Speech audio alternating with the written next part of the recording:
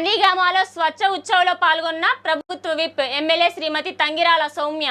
ఎన్టీఆర్ జిల్లా నందిగామలో స్వచ్ఛ భారత్ మిషన్లో భాగంగా స్వచ్ఛ ఉత్సవ్ కార్యక్రమాన్ని గురువారం నాడు నందిగామ పట్టణంలోని మదిర ఆర్చి రోడ్ పైనున్న చిన్న బ్రిడ్జి వద్ద నిర్వహించారు. ఈ కార్యక్రమంలో ప్రభుత్వ విప్ ఎమ్మెల్యే శ్రీమతి తంగిరాల సౌమ్య పాల్గొని మొక్కను నాటి పర్యావరణ పరిరక్షణ, పరిశుభ్రతలపై సందేశం ఇచ్చారు.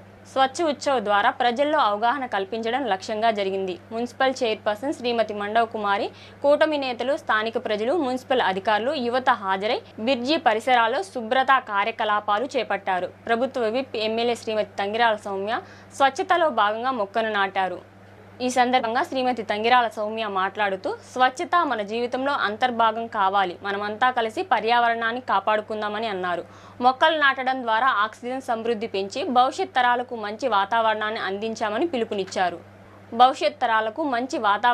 అందిద్దామని పిలుపునిచ్చారు. ఈ కార్యక్రమం స్వచ్ఛ ఆంధ్రప్రదేశ్ లక్ష్యాలకు అనుగుణంగా జరిగిందని, ఇలాంటి ఉద్యమాలు ప్రతి గ్రామం, ప్రతి పట్టణంలో నిర్వహించాలని ఆమె సూచించారు.